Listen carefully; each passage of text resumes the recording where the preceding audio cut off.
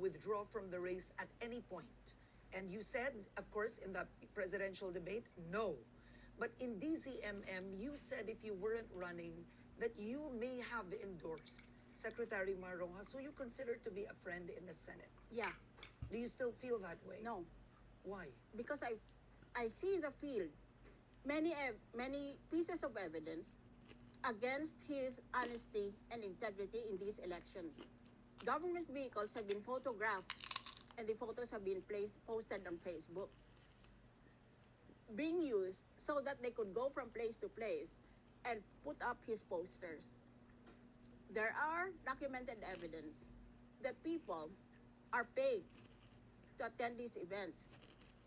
If that is the case, we return to my old theory that the presidency can be bought. That's why we don't need elections anymore. We just need to put up an auction and auction off the presidency. Kung sino pinakamayaman, So siya. you don't think Secretary Mar Rojas is true to daang matuwid? That's right. Okay. It's very, very disappointing. Okay. Now, among the candidates right now, you've taken pot shots at all of them. Who do you think is most dangerous for the country? Duterte, Why is that? right now, his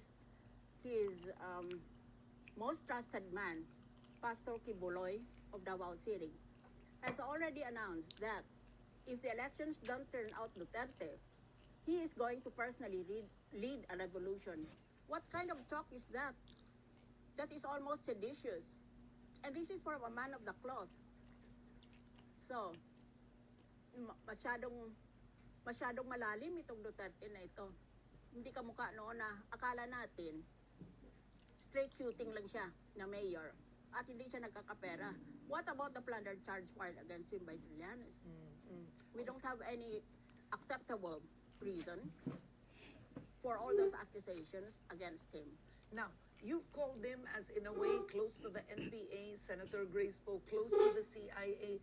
I'm curious, if his closeness with the NPA brings us into peace talks or to resolve the issue with the NPA, wouldn't that be good for the country?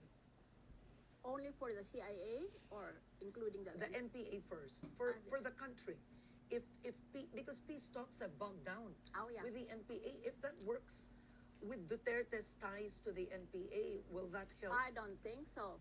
You cannot tie communism, which is an ideology, down to words on paper. Nobody's going to pay any attention to those words. They will act on the basis of their own ideology, which is that government is bad. And always, government should, as much as possible, be given directly to the citizenry. Ibang pananaw nila sa ating demokrasya. Now, what about Senator Grace Poe? She seems to be like she's always packaged herself as in a way, the stable candidate.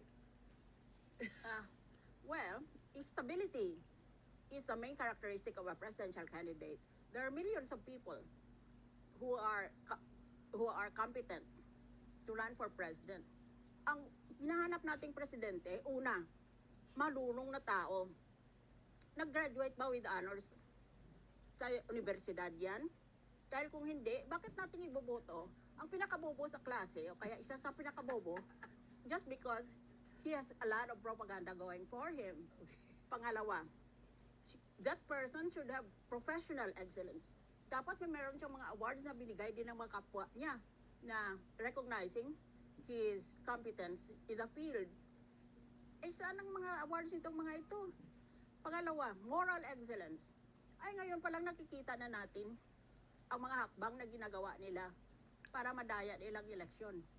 At kung ganun pala, as I said before, hindi tayo dapat maghalalan. Mag-auction na lang tayo. Oh,